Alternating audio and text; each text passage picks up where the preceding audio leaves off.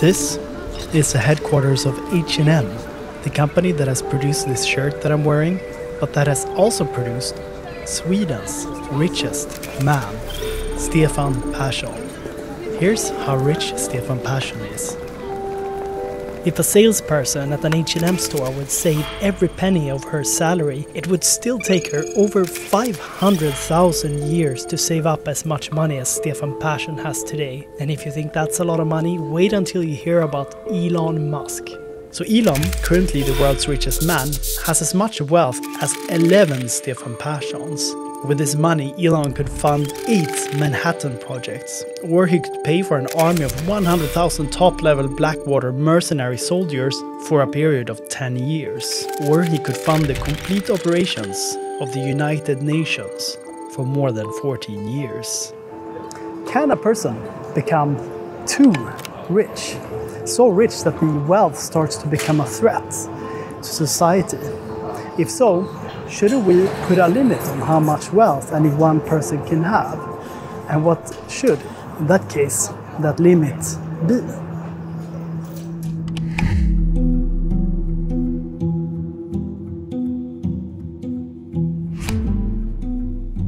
So if I ask you this question, how much money is enough for you? How much money do you need to have in your bank account to fully flourish in life? $100,000? $1 million? $10 million? Or do you believe that it's impossible to have enough?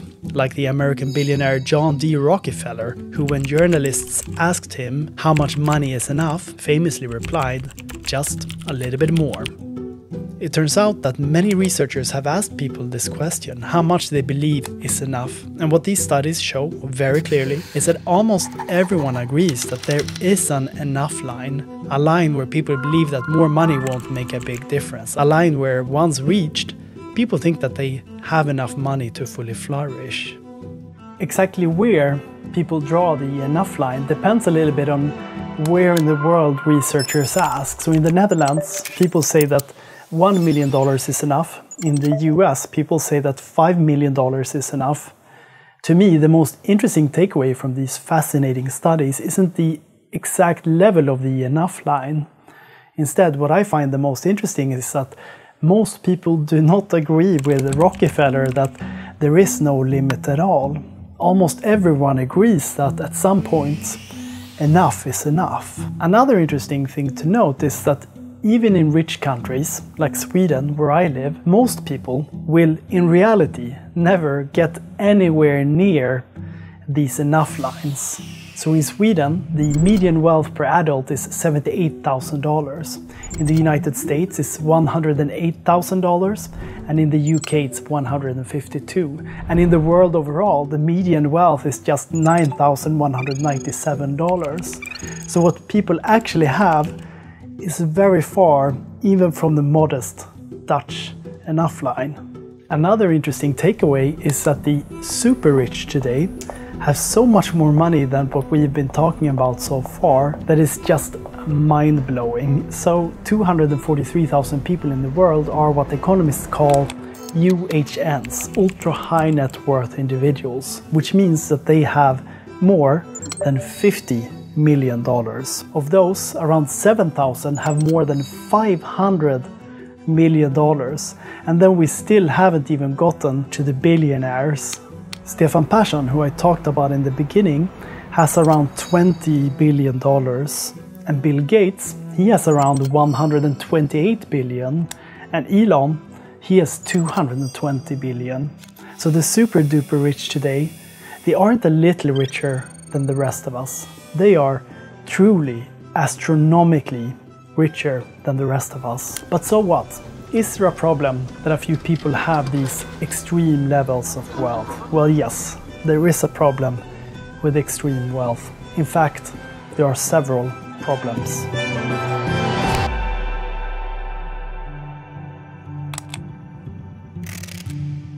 There's a popular narrative among the rich today that tells this story.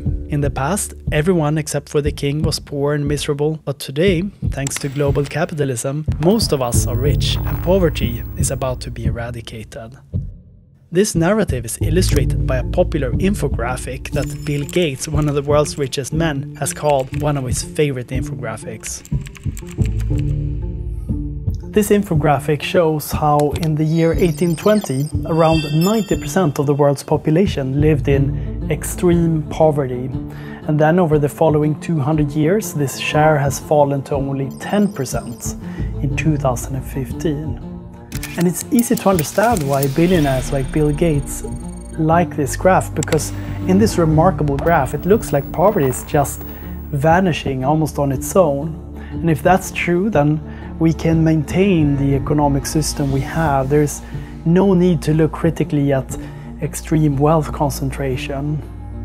But there are many researchers, for example the economic anthropologist Jason Hickel and the economist Haiyun Chang, who argue that this narrative that poverty is just about to be eradicated is misleading. These researchers point out that we don't have any accurate information about global poverty from before the year 1981.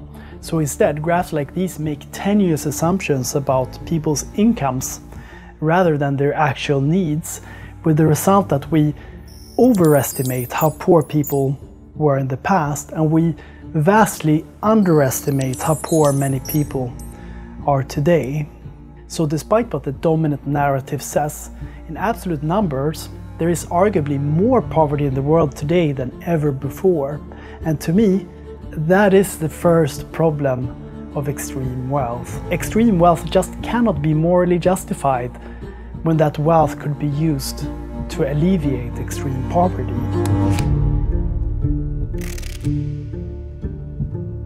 This is late billionaire David Koch. Even though he has never been elected, David, together with his brother Charles, did more to shape American politics than few others. Over the years, they've donated and raised billions of dollars to climate denial organizations, gun rights groups, and the Tea Party movement that arguably paved the way for Donald Trump.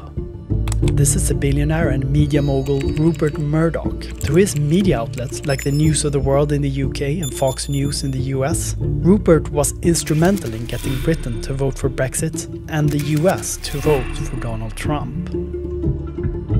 This is Elon Musk, the richest person in the world. So in 2022, he bought one of the world's largest social media platforms, Twitter, so that he can use it for his own political agenda. Something that is key to both democracy and capitalism is the concept of decentralization.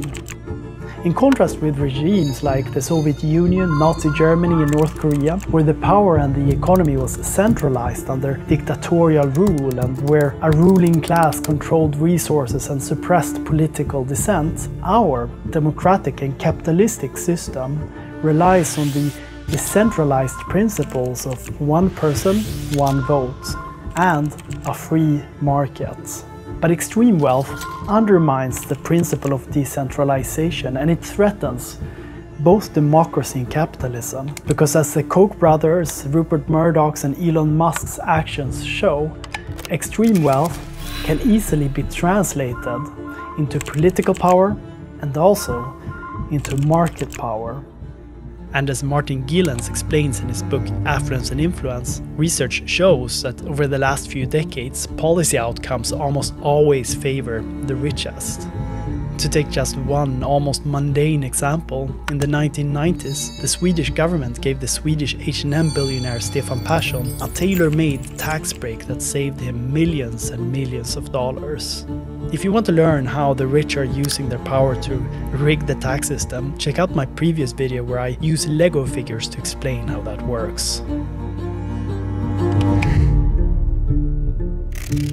With extreme wealth, we also get extreme inequality, and there is a growing body of research showing that inequality in itself creates social problems. As inequality increases, so does crime, child bullying, mental health problems, teenage pregnancies, corruption, the list goes on. And if you want to learn more about how inequality in itself creates social problems, check out my previous video Why Inequality Matters, more than you think. So extreme wealth maintains extreme poverty, undermines democracy, and it creates extreme inequality, which is ruining our societies. So is there anything we can do about extreme wealth?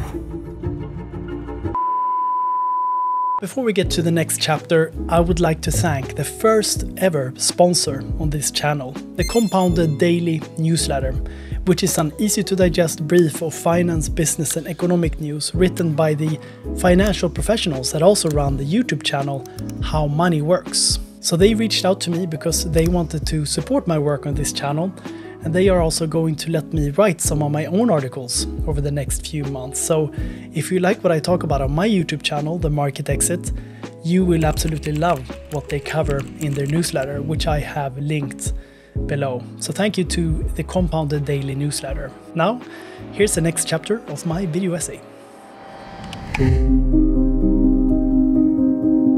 2000 years ago, Plato argued that the wealthiest people in society shouldn't be allowed to own more than 4 times more than those who have the least.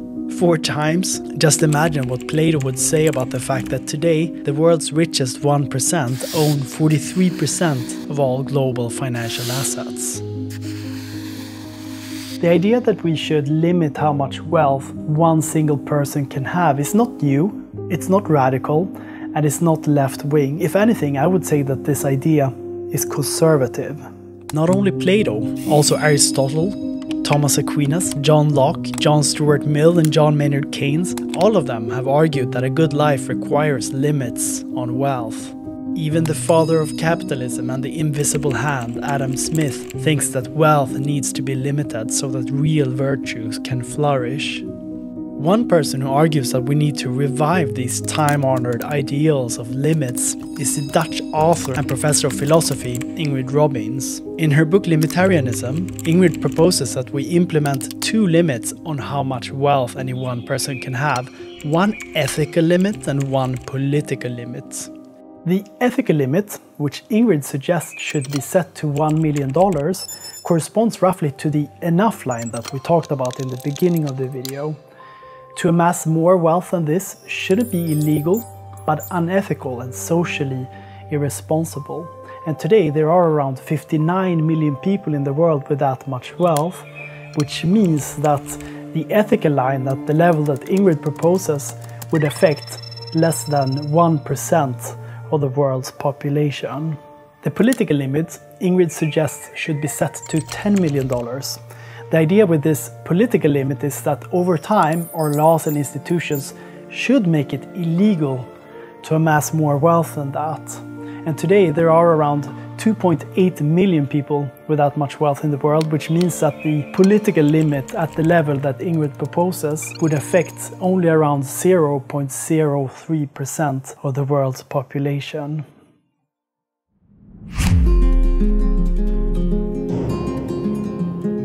In fact, this trend towards growing inequality is not unique to America's market economy. Across the developed world, inequality has increased. I believe this is the defining challenge of our time. It's now been 11 years since Barack Obama called inequality the defining issue of our time. And since then, inequality has only gotten worse. What we need right now isn't more talk about inequality. We need action, and that's why I appreciate what Ingrid Robbins' Limitarianism project is trying to do. However, I believe the limitarian principle is needed not only for the extremely rich. So many of us who aren't extremely rich but live in wealthy nations already have way more than we need, yet we choose to participate in a relentless rat race to get even more money, to buy even more stuff. A rat race that is making us miserable and that is ruining our planet. Here's the uncomfortable truth. If you think you need $1 million to fully flourish, odds are that you're stuck in a Rockefellerian trap where you will never have enough. So I believe what not only the rich but all of us desperately need right now is a renewed ethics of enough.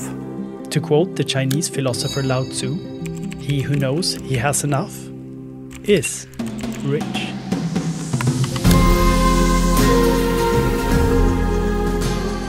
I'm Andres Acevedo, and this is The Market Exit. Since you watched this far, please don't forget to click like and subscribe and share this video. For example, why don't you post a link to this video in your chat groups? That would be really helpful. And I'm also really curious to hear, how do you feel about limitarianism? How much money would be enough for you? And if we would implement a limit on wealth, where do you think we should draw that limit? Let me know what you think in a comment. And if you really like the videos I make, please consider becoming a Patreon supporter at patreon.com/themarketexit. Any amount helps me keep making video essays like this. And to my existing Patreons, thank you very much for the support.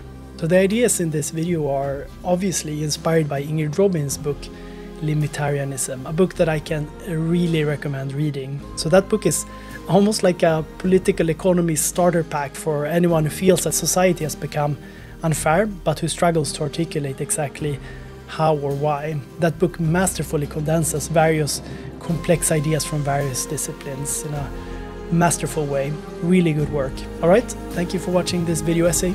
See you next time. Bye bye.